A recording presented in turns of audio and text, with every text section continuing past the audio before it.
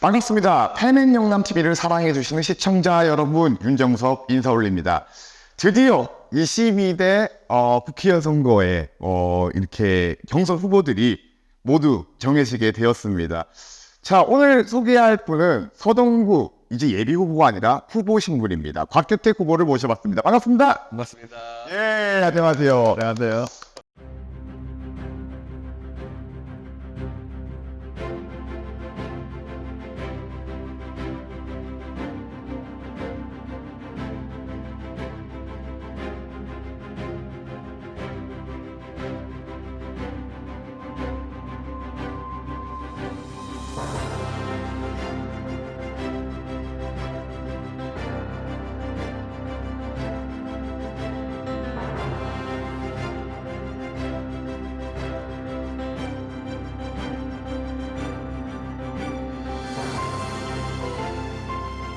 자, 그리고 옆에 계신 분은 또 이번 선거에 있어서 수많은 또 이렇게 공을 세우셨다고 제가 이야기를 들었습니다.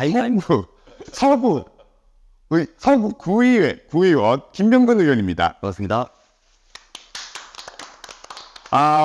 먼저 이렇게 축하의 인사를 드려야 될 것 같습니다. 감사합니다. 예. 사실 이전 상기라는 지금 어떻게 보면 세 번의 도전에서 얻어낸 값진 성과라고 생각을 하는데 어떻게 우리 곽규택 후보 기분이 이건 뭐 좋다는 표현 말고 뭐가 있을까 모르겠는데 지금 기분이 어떠십니까?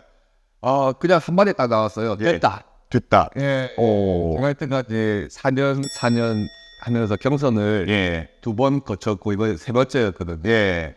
그래서 처음 경선에서도 안 됐고 예. 두 번째 경선에서도 안 됐고 이번에 정말 됐다라는 말만 나오더라고요. 예. 사실 곽규택 후보 하면은 어떻게 보면 인생에 있어서 탄탄대로만을 걸어오신 분이다 뭐 이런 생각을 많이 하거든요. 서울대 법학을 전공하셨고 또 이렇게 검사 같은 경우도 한 큐에 된 걸로 알고 있고 근데 이렇게 실패를 맛봤다는 것만 보더라도 상당히 그 당시에 좌절감이 컸을 건데 예. 그때랑 지금이랑 어떻습니까? 말씀하신 것처럼 정치를 시작하기 전에 예. 그냥 시험이라든지 이런 걸 실패해 본 적이 없었어요. 예. 그런데 정치를 하면서 제가 제일 얻은 좀 좋은 경험이랄까? 예. 실패의 경험입니다. 실패를 했을 때 주변 사람들한테 어떻게 해야 되고 또 주변인들이 저한테 어떻게 해주시는가 예. 그걸 경험해 본 게 사실 정치를 하면서 저는 인격적으로는 좀 실패를 해본 게 오히려 좋았던 것 같아요. 제가 좀 번외 질문일지 모르겠는데 제가 아는 검사분 중에서 지금도 이제 후보로 나오셨습니다. 박민식 후보라고 혹시 잘 알죠. 예, 잘 알고 계실 거라고 생각을 하는데 이분 이야기를 같이 방송을 하면서 들어봤는데 이분은 서울대도 한 큐에 패스를 하고 그리고 사법고시도 한 큐에 패스하고 본인은 이제 다 한 큐에 패스를 했는데 운전면허를 한 7번인가 떨어졌다고 하시고 그 운전면허 시험 같은 경우는 운전면허 시험은 예. 실기에서 한 번 떨어져 본 적이 있어요. 아니 의외가 또 그런데 또 약하시네요. 예, 실기에서 한번 떨어졌다. 알겠습니다. 그럼 우리 김병근 우리 의원 같은 경우에는 그 자리에 있었던 걸로 알고 있습니다. 네. 그 당시에 캠프 네. 오랫동안 도왔던 분들도 좀 계시는 걸로 알고 있고 그리고 이번에 또 곽규택 후보를 지지하면서 네. 이 캠프에 참여를 하신 분들도 계실 건데 네. 당시 캠프 분위기 상황이 좀 어땠어요? 아시다시피 실시간으로 보여주지 않습니까? 예. 조명하고 막 예. 이렇게 하는데 누구는 팔짱을 끼고 뭐 누구는 알 수 없는 제스처를 취하고 이렇게 하니까 저거는 된 거다 저건 안 된 거다 뭐 이런 식으로 몇 초만 기다리면 나오는데 너무 초조해 하다가 딱 확정이 되는 순간 바로 눈물이 터지더라고요. 후보자님도 그랬고 저도 그랬고 곽규택 후보께서 눈물이 저도 모르게 눈물이 나오더라고요. 예. 이때까지 경선 해온 과정이 너무 치열했고 그런 것 때문에 다들 막 격한 반응이 나왔던 것 같아요.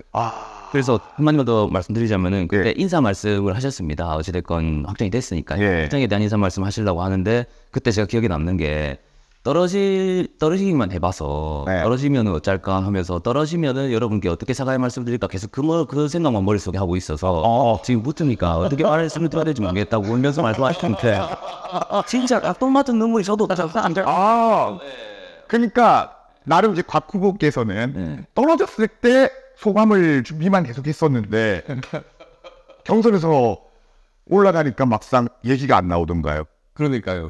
이제 이겼을 때 뭐라고 말씀드려야겠다 예. 하는 걸 물론 생각을 하고 있었지. 예.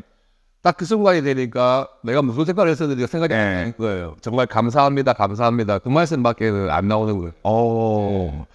참 제가 원래 우리 곽 후보를 저뿐만 아닐 겁니다. 많은 대중들이 생각하거나 지금 시청을 하신 시청자 여러분들께서도 좀 비슷한 생각을 할 건데 생각보다 잘 웃으시네요.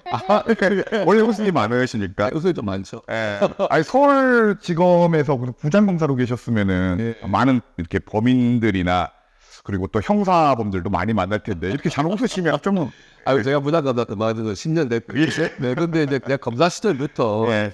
저는 좀 이렇게 웃음이 좀 얼굴에 배인 형이 예, 맞습니다. 다른 그래 보이네요. 선후배들이 그랬어요. 검사 조사할 때도 그렇게 웃으면서 조사 아니냐. 다른 사람 되게 기분 나쁘겠다. 이런 말들 했었거든요. 근데 저는 좀 웃는 얼굴입니다.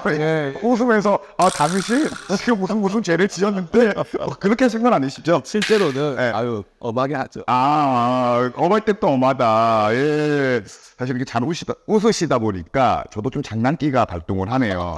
그리고 저희가 이제 요즘 MZ 세대들한테 유행하는 게임이 있습니다. 이거는 모든 지금까지 국회의원 후보자들은 다 거쳐본 거다 보니까 밸런스 게임이라고 혹시 아시는지 모르겠어요. 뭐 둘 중에 하나를 선택하는 그런 거 아닌가? 맞습니다. 밸런스 게임은 현실에 일어나지 않을 것 같거나 망설여지는 두 가지의 선택지를 던져 둘 중 어떤 것을 선호하는지 묻는 게임입니다. 주로 선호하는 음식, 좋아하는 연예인, 불가피한 상황에서의 선택 등 다양한 주제로 질문할 수 있습니다. 과연 곽규택 후보는 어떤 선택을 할까요? 자, 밸런스 게임. 윤석열 정권 성공 대 곽규택 당선되기. 어떻게 당선되기? 윤석열 정권은 실패해도 된다? 아닌가?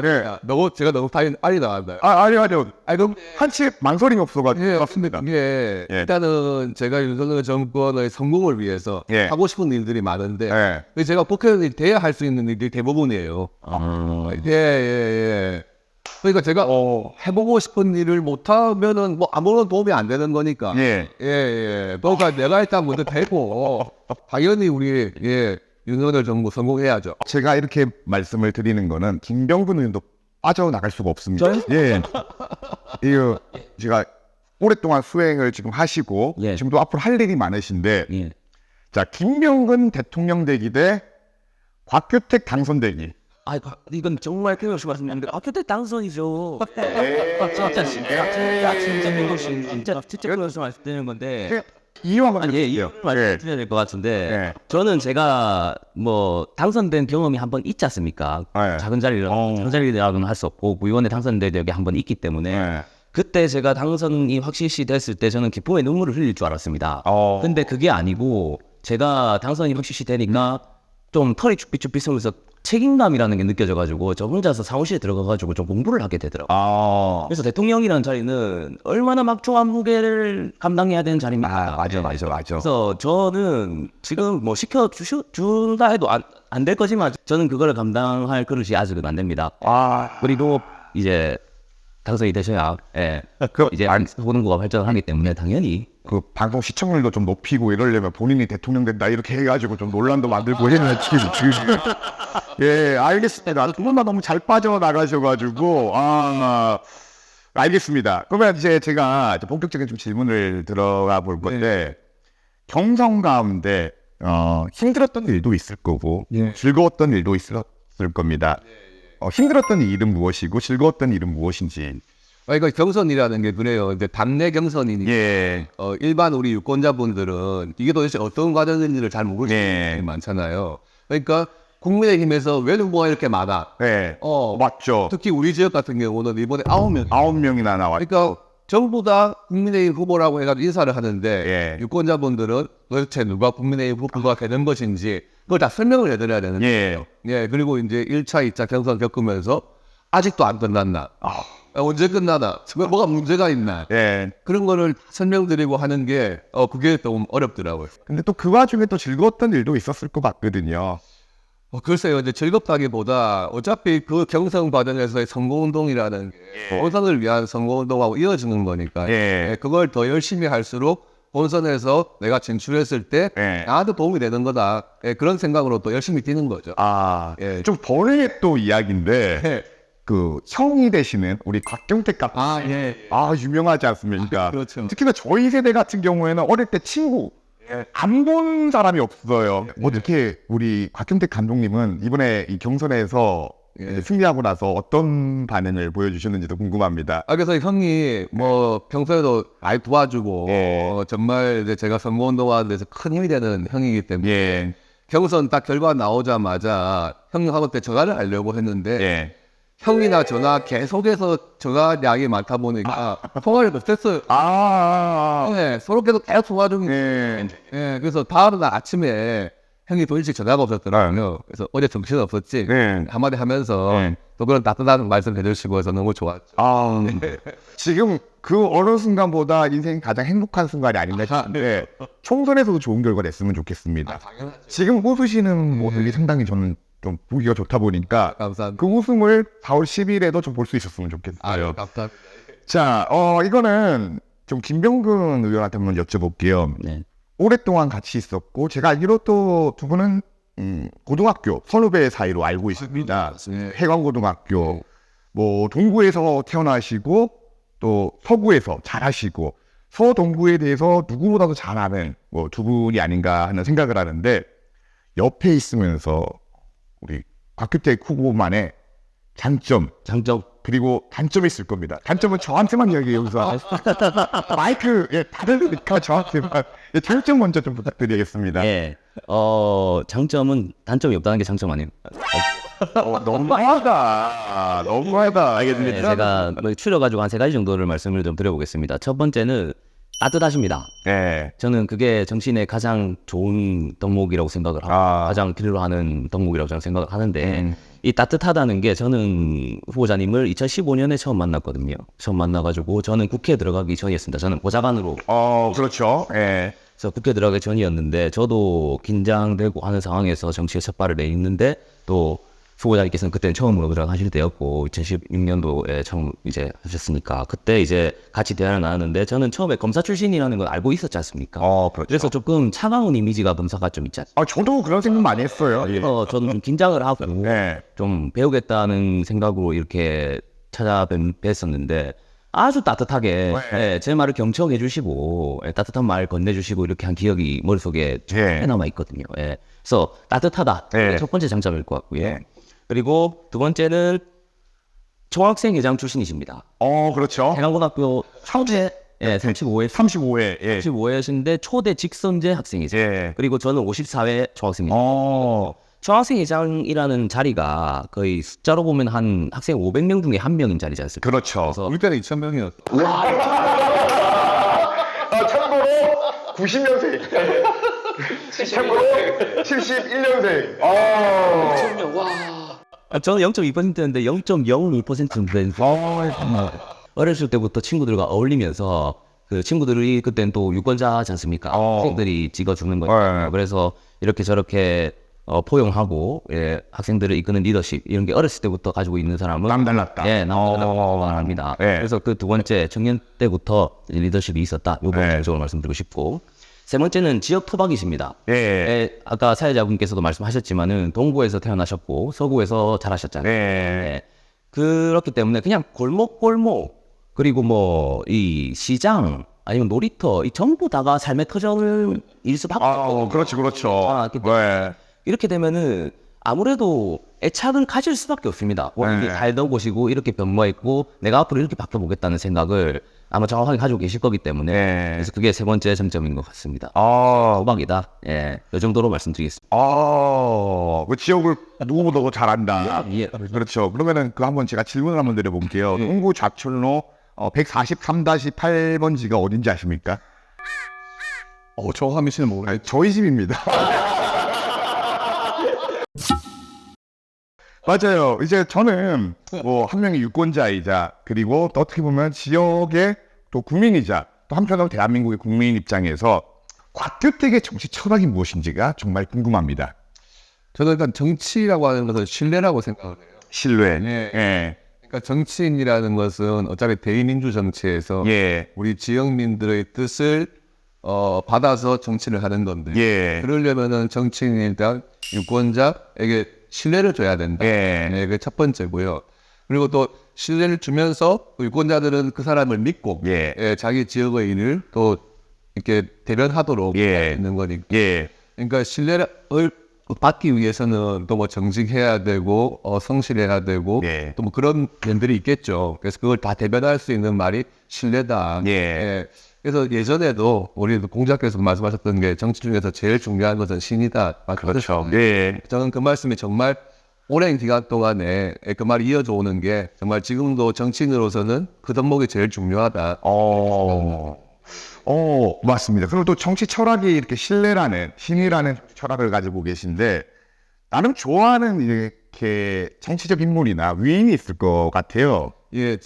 저는 역사적으로 보면 세종대왕, 뭐 누구나 이제 우리 한글을 창제하시고 그런 업적에 대해서는 다 알고 계시나요? 근데 그분이 이제 일을 하는 방식, 취하는 방식을 보면 신하들과 끊임없는 토론을 하고 맞습니다. 소통을 하고 하나 결론을 내기 위해서 과정까지도 아주 중요하게 생각하는 그런 분이셨더라고요. 결국에는 그게 왕과 신하의 관계지만 서로 일을 하는 사람들 간의 신뢰관계, 그거를 정말로 하셨던 분이구나. 그러니까 그렇게 위대한 업적들을 다 이뤄낼 수 있었다 하는 생각이 갖고 있습니다. 8일이었나요? 지난 8일에 구의원 시의원들이 대거 사실 박규택 후보를 당시 예비 후보 신분이었을 때 지지를 하면서 대세가 박규택이라는 그 이제 대세론이 만들어지기 시작을 했고 이번에 좋은 결과가 나지 않았나 싶었는데 어떻게 구의원 시의원들을 이렇게 포섭을 하셨는지 궁금합니다. 그러니까 제가 서구 동부에 지금 지역에서 변호사로 또 정치인으로 오랜 기간 활동을 해야 되는데 지역의 시의원분들, 구의원분들이 저하고 개인적으로도 다 친분이 있는데 그래서 뭐 우스갯소리를 말씀드린다 그러면은 지금 시의원, 구의원분들이 핸드폰에 제가 저장해놓고 있는 거 그분들의 전 직업으로 다 인정이 돼 있을 정도로 오랜 기간을 교류를 해온 분들이에요. 그러니까 물론 뭐 그분들이 이제 저를 믿어주시고 지지해 주신 거에 대해서 너무나 감사한 마음이 드는데 이제 오랜 기간 동안에 서로 봐왔으니까 저에 대해서 믿음을 주신 게 아닌가 그런 생각을 합니다. 저는 이제 그 질문에 저도 약간만 첨언을 하자면은 저도 지지 선언을 한 기초원 아니겠습니까? 근데 저한테 전화가 오셨더라고요. 그래서 전화가 오셔가지고 그 저한테는 사실상 병근하라고 부르십니다. 저는 의사이니까요. 그래서 병근아, 안병길 의원님을 네가 지금 모시고 있지 않나. 그리고 안병길 의원님의 이제 덕으로 이제 공천을 너는 이제 받아가지고 정치를 하는 입장이라고 어떻게 보면 표현할 수도 있겠는데 그 안병길 의원님이 경선에 만약에 올라가게 되면은 안병길 의원이 아마 이길 것이다. 그리고 그 수업회 여부와 관계없이 너는 지더라도 안병길 의원님을 돕는 게 맞다. 그 이상. 그래서 만약에 올라가게 되면은 너는 안병길 의원님을 돕거라. 이렇게 말씀하셨는데 근데 만약 경선에 안병길 의원님이 못 올라가신다. 그때는 나를 좀 도와주면 안 되겠니? 라고 따뜻하게 말씀하셨거든요. 어떻게 안 넘을 수 있어요? 도와줘라. 후배니까 도와줘라 아니라 도와주면 안 되겠니? 도와주면 안 되겠니? 라고 말씀. 이게 상당히 중요하거든요. 제가 얼마 전에 칼럼을 한번 박규택 그 후보에 대한 칼럼을 한번 쓴 적이 있습니다. 항우와 유방에 비교를 해가지고 이렇습니다. 말이 딱 한 가지 차이가 있거든요. 항우는 어떠냐? 이게 어떠냐? 이게 어떠냐? 내가 이 방송 했으니까 내가 어떠냐? 내 말을 따라라 타입이었고 유방은 반대로 이거 어떻게 하면 좋겠니? 거기에 좀 약간 어떤 느낌인지 알겠습니다. 야, 그러면 좀 궁금합니다. 이렇게 또 잘 웃으시면 어떻게 보면은 뭐 주민들한테 동네 형의 이미지, 동네 오빠의 이미지 이렇게도 보일 수가 있을 건데 과거 시절이 좀 궁금합니다. 검사 시절 아까 앞서 방송 우리가 처음 시작하면서 이야기를 했는데 검사 시절에 어떤 검사하셨는지가 좀 궁금해요. 제가 검사 생활에 15년을 했던 일들이 다 분야들이 조금씩 틀려요. 수사하는 업무도 있을 수가 있고 또 흔히 말하는 기획 업무라고 이제 정책이나 입안을 하는 그런 업무도 있는데 검사의 기본은 수사죠. 수사할 때를 생각해 보면은 또 강력 사건도 해보고 공안 사건, 또 대기업의 뭐 갑질 사건 이런 수사도 쭉 했었죠. 그때 이제 그 수사하는 대상에 다르게 또 전문적인 좀 공부도 해야 되고요. 예. 그 대체적으로 제가 알기로는 한때 2010 2014년도였나요? 남양유업 갑질 사건. 2013년, 예, 13년이었나요? 예. 당시에 갑질이란 말이 우리 세상에 수면 위로 이제 떠오르기 시작했던. 그렇습니다. 사실 사람과 사람 관계 그리고 기업과 기업 관계에서 갑과 을이 나눠지는 거는 뭐 예나 지금이나 앞으로도 있을 수밖에 없는 일이기도 하고 예. 또 우리가 보편적인 민주주의를 지향하는 국민의힘의 입장이라면은 또 그 갑의 횡포에 대해서 그들을 막아줘야 될 그 또 정당이나 국가의 책임이 있다고 생각을 합니다. 그 당시에 어떤 상황이었는지 궁금해요. 남양유업 갑질 사건을 담당했다고 하셨는데, 예.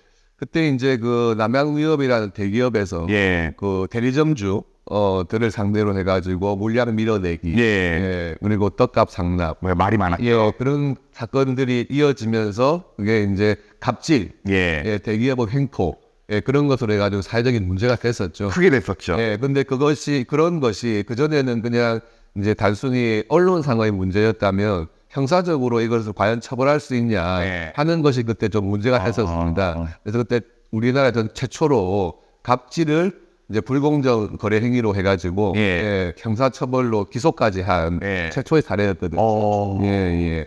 사실 좀 근절이 돼야 되는 부분이라고 생각을 합니다. 우리가 기업에 자유를 줘야 된다는 게 보수 정치의 하나의 철학이기도 하지만은 그 갑질이나 독과점에 있어서는 사실 건전한 이렇게 자본주의를 만들 수가 없거든요. 나중에 좀 국회의원이 되신다면은 그런 부분에 대해서도 좀 신경을 많이 써주셨으면 좋겠어요. 예, 이거가 생활을 하신 만큼. 그리고 또 이거 좀 처음 알았는데 예. 지금 검찰의 로고를 직접 기획을 하셨다고. 그건 어떻게 된 겁니까? 제가 그린 건 아니고요. 예, 아예. 예, 물론 전문가들이 예. 거지만 예, 그 이제 만드는 과정에 예. 관여를 했었죠. 어, 그래서 이제 지금 파란색으로 예. 돼 있는 그 5가지의 대나무, 예. 예, 그 대나무와 대나무와 칼을 상징합니다. 어, 그래서 그 가운데 있는 것이 정의, 예. 예, 그렇게 이제 상징하는 것들이 있죠. 요거 자료하나 띄워드릴 건데, 뭐 5개가 다 의미가 그러면 있는 겁니다. 예, 정의, 공정, 청렴, 예, 예. 하나하나의 뜻을 담고 있는.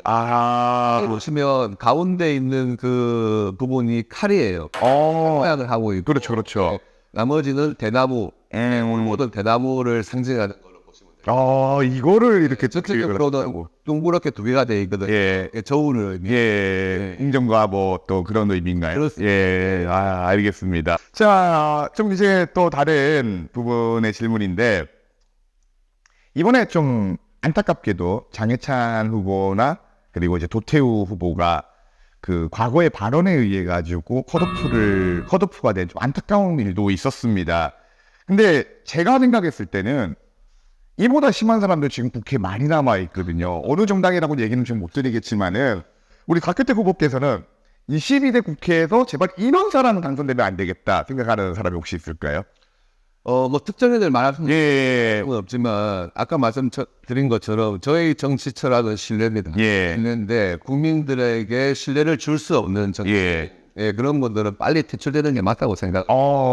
예, 그리고 그런 정치인들일수록 올라가면서 항상 줄 세우기를 하고 네. 예, 자기 개파를 만들려고 하고 네. 그런 것으로 정치 생명을 유지하려고 하는 네. 예, 그런 분들이 많기 때문에 그런 분들보다는 정말 국민을 위해서 또 지역민들을 위해서 일하시는 분들이 나서야 된다 그렇게 생각을 누군지는 다 알 것 같은데. 누군지는 다 알 것 같은데 말을 못 하겠네. 자, 알겠습니다. 자, 이제 다음은 이제 소동구 같은 경우는 원도심이기도 하고 저는 소동구 원도심에는 2가지 카드를 항상 제시를 하고 있다고 생각합니다. 하나는 발전과 번영이고 또 다른 하나는 퇴보라고 생각을 합니다. 네. 난개발로 인해 가지고 아무래도 소동구에는 뭔가를 좀 만든다는 거나 정말 그런 사업을 하기가 정말 힘든 곳이기도 하지만은 그렇죠. 천혜의 바다와 그리고 아름다운 환경을 또 가지고 있음은 물론이고 또 부산의 관문이라고 불리는 부산항이나 그리고 부산역이 또 존재를 하는 예. 어떻게 보면 부산의 중심지로 발전을 할 수 있는 그런 무한한 잠재적 가능성을 가지고 있는 곳이라고 생각을 하거든요. 현안들이 상당히 많을 겁니다. 네. 어떻게 좀 이제 현안들을 해결할 생각을 가지고 계시고 어떤 정책들을 준비하고 계신지가 궁금합니다. 이제 조금 크게 보자면 예. 예, 외국에서도 이제 뉴욕이나 런던, 도쿄 이런 예. 대도시들이 원래 그 도시의 중심이 쇠락하면서 그 도시들이 같이 조금 퇴보하는 시기가 있었어요. 예, 맞습니다. 그러다가 다시 원도심을 살리면서 원도심을 개발하면서 그 원도심이 중심이 돼서 다시 부호가 대도시들이거든. 저는 부산이 다 그렇다고 봐요. 예. 네, 원래 서구, 동구 이쪽 원도심 지역이 예전에는 아주 부산의 중심 역할을 했어요. 그렇죠. 근데 지금 한 20, 30년 사이에 이 지역이 아주 쇠락한 곳으로 바뀌고 말합니다. 예. 이렇게 가면은 부산 전체가 발전을 할 수가 없습니다. 네. 부산 전체가 살기 위해서는 옛날 원도심이 살아야 같이 살 수가 있는 거고. 예. 근데 다행히 지금 부산 원도심 서구 동구에는 큰 사업들을 앞두고 있습니다. 예. 특히 북한 재개발이라고 하는 아주 큰 사업들을 앞두고 예. 그 사업을 잘 이끌어서 우리 원도심뿐만 아니라 부산 전체 도시가 살 수 있는 예. 그런 지금 아주 도약의 단계라고 생각하기 때문에 예. 그 부분이 우선은 제일 앞으로 10년 동안 관심을 가지고 적극 추진해야 될 부분이라고 생각합니다. 이제 난개발이 심한 만큼 또 교통난도 서구 동구 같은 경우에는 심한 곳입니다. 이런 부분에 대한 해결책은 어떤 게 있겠어요? 그러니까 이제 원도심이라고 하는 곳이 다른 도시도 마찬가지지만 이 부동산은 좁고 길도 원래는 계획된 도시들이 도로가 아니기 때문에 굉장히 좁고 산복도로도 있고 그런 부분들이 있어요. 그런데 그것을 하루아침에 바꿀 수는 없겠지만 우리 그 철도 지하화 문제라든지 또 지하철 노선 중에서 송도선 신설 그리고 문현과 부산 진을 연결하는 구간 신설 이런 것을 통해서 원도심에 좀 숨통을 틔워주는 그런 교통 정책을 펼칠 수 있을 것 같거든요. 그런 부분들에 대해서 아주 좀 적극 추진할 생각입니다. 자, 그리고 뭐 이건 이제 우리 김 의원께도 한번 여쭤보고 싶은 부분인데 서구 동구 아니 이건 부산의 문제라고 생각을 합니다. 재정 자립도가 상당히 낮은 곳이에요. 재정 자립도가 낮다는 것은 부산이라는 도시 자체가 관광업이나 서비스업에 국한되다 보니까 고부가치 산업이 없다는 그런 이제 숙제를 가지고 있는데 고부가치 산업을 좀 늘릴 수 있는 방법들은 어떤 게 있을까요? 저는 제가 볼 때는 부산 특화 사업을 발굴을 해야 된다고 생각을 하고 그리고 서구에는 지금 해양 아까도 말씀하셨듯이 전문하고 있으니까 서구의회에서 작년에 서구의회가 생긴 이래로 처음으로 의원 연구단체를 개설을 해서 제가 대표의원으로 해서 이제 들어간 적이 있습니다. 여기서 연구 영역을 통해가지고 이 서구가 발전하려면은 앞으로 어떤 사업을 해야 될까 이런 거 했는데 해양과 관광과 의료 특구지 않습니까 서구가? 그렇죠. 그거를 접목한 사업을 개발해야 된다. 청년들이 일할 수 있는 그런 이제 메디 허브니까 그걸 조성을 해가지고 이제 해양 치유라고 그러더라고요. 힐링이랑 비슷한 건데 그게 또 이 관광 컨텐츠도 담고 있습니다. 그래서 해양 치유 쪽으로 한번 생각을 해보자 이런 결과가 도출이 됐는데 그거를 이제 저는 후보자님께 적극적으로 이제 공약으로 말씀드릴 생각입니다. 저는 또 뭐 이제 4차 산업혁명에 대해서 관심 많은 사람이고 저 역시도 AI를 이제 제작을 하고 만들기도 하고 로봇에 대해서도 관심이 많습니다. 이런 산업들을 좀 유치시키는 부분에 대해서 어떻게 바라보시는지도 조금 궁금합니다. 그러니까 지금 우리가 전반적으로 한 단계 뛰어넘는 새로운 산업, 뭐 반도체, 수소 산업, 이제 그런 이야기들을 많이 하잖아요. 그런데 모든 지자체들이 다 자기들이 해야 된다고 다들 이야기를 해요. 적극적으로 본다면은 과연 어느 쪽에서 그 사업들을 주도하는 것이 맞는지 좀 정해야 되는 단계인데 아무래도 부산 쪽은 부산의 지리적인 특성이라든지 이 해양이라는 아주 저희들의 좋은 기반 그래서 적극 활용한 또 사업을 해야 될 것 같거든요. 그러니까 수소 쪽, 수소 에너지 산업이라든지 또 그런 쪽에 신경을 써야 되고 특히 물류, 그 아주 고부가가치 산업이 될 수 있는 또 관광 쪽의 복합 리조트 사업 이런 것들도 저희들이 좀 생각해야 될 부분이라 생각하고요. 다른 지역에서 뭐 예를 들어 수도권이라든지 대구, 울산 이런 쪽에서 다 또 그 지자체만의 특성을 살리고 있는 사업들을 추진하고 있고 맞습니다. 그런데 부산에서도 다른 지자체들과의 경쟁도 중요하지만 우리 부산을 잘할 수 있는 사업에 좀 집중해야 된다. 저는 좀 그렇게 아주 공감하는 부분입니다. 참 그 이제 청년 정치의 입장에서 사실 따지고 보면은 뭐 우리 곽 후보께서도 거의 뭐 좀 청년의 외모를 가지고 계신 감사합니다. 아니 왜냐면 제가 얼마 전에 정말 기분 나쁜 소리를 들었거든요. 왜냐면 박규태 후보에 대해서 이야기를 했는데 내가 연세가 나보단 당연히 있으시다고 84년에 저 MZ 세대거든요. 아니 근데 했지 않아요? 84년 MZ에 포함됩니다. 무한 상처를 주시네요. 우리가 어떻게 편집할지를 아니 근데 너무 젊어 보이신다고 제가 한참 나이가 동생이냐고 물어보더라고요. 아 그럼 나를 몇 살로 봤길래 이러니까 곽 후보보다 제가 더 나이가 들어 보인다는 이야기를 해가지고 조만간에 그분이랑 절교하기로 했습니다. 아니 농담이고요.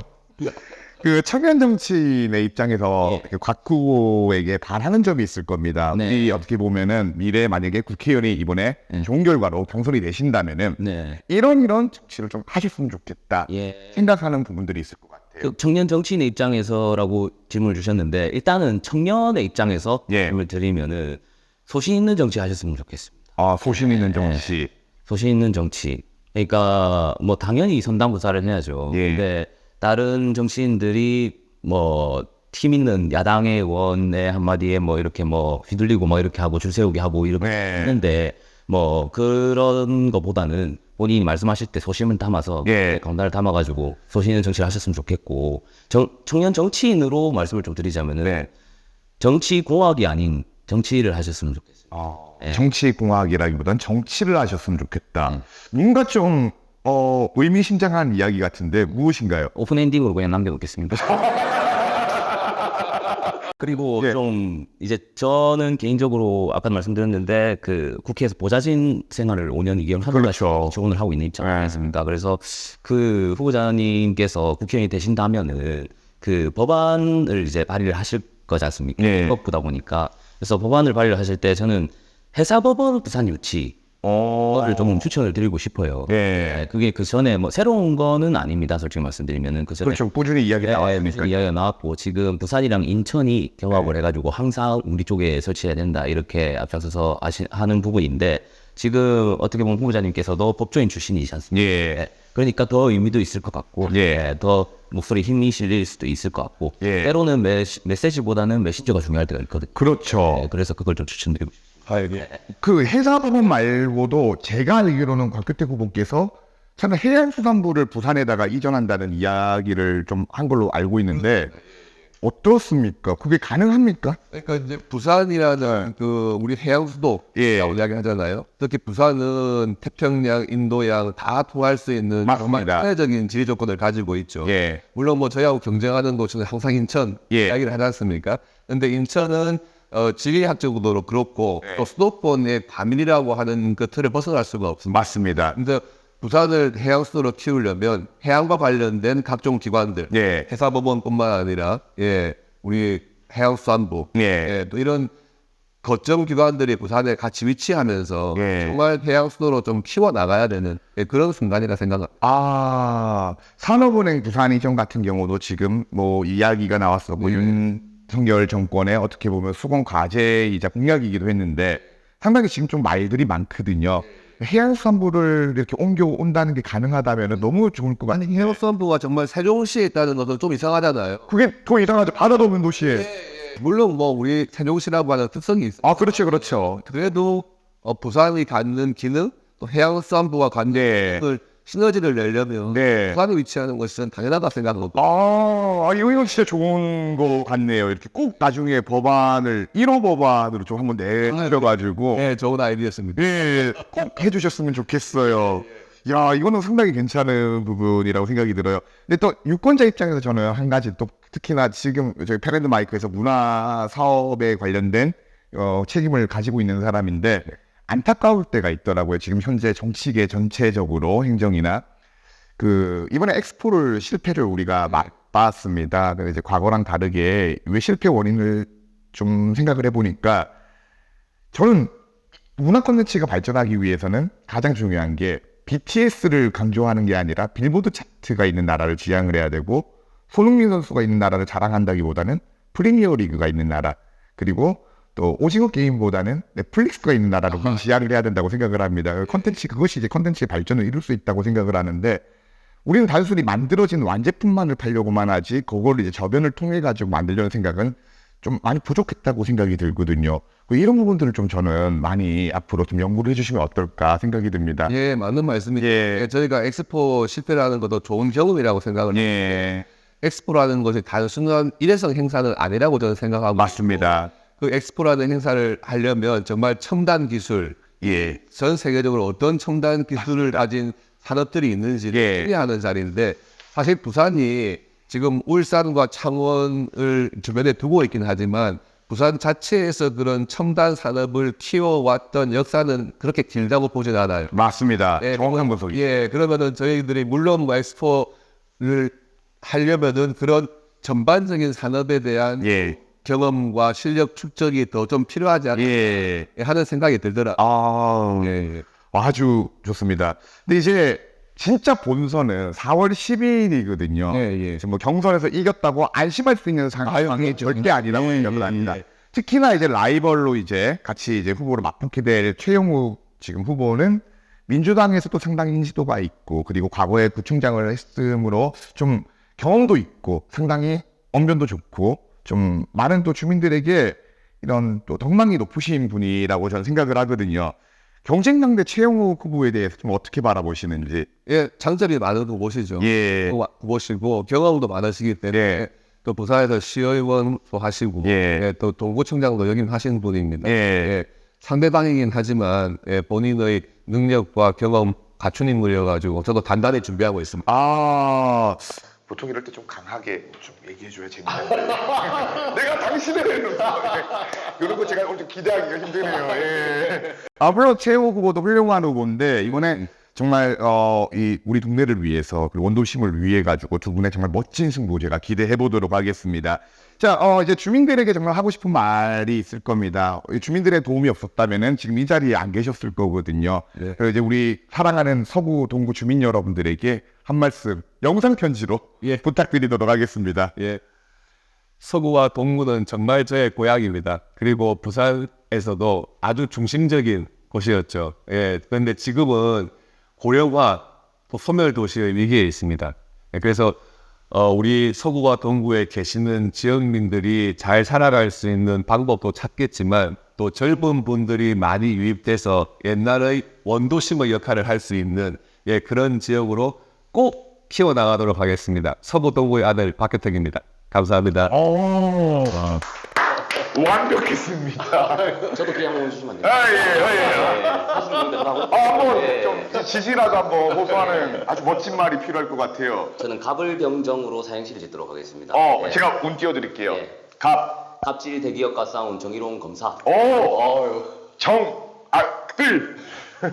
을에 위치해 있는 민초들의 변호인. 병역의 의무를 훌륭하게 마친 군검사.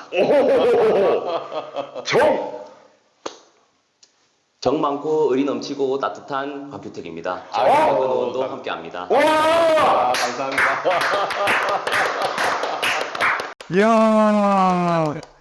야, 이거는 진짜 대박이다. 정말 최고였어요. 자, 시청자 여러분 어떻게 보셨는지 모르겠습니다. 곽규택 후보의 어떤 인터뷰를 들어봤는데 저는 그렇게 생각이 듭니다. 이렇게 좀 뭔가 정 많고 그리고 또 서부동부에 대해서 누구보다 잘하는 그런 후보가 되지 않을까 앞으로 좀 기대가 많이 되는데 여러분들 4월 10일 날 꼭 투표해 주시고 그리고 곽규택 후보도 많이 사랑해 주시면 감사드리겠습니다. 오늘 저희가 준비한 순서는 여기까지입니다. 우리 시청자 여러분들 행복하시고 항상 말씀드리지만 저희가 마지막에 하는 게 있습니다. 우리 팬앤드마이크와 팬앤영남TV 구독과 좋아요. 하나, 둘, 셋. 구독과 좋아요. 감사합니다. 감사합니다. 감사합니다.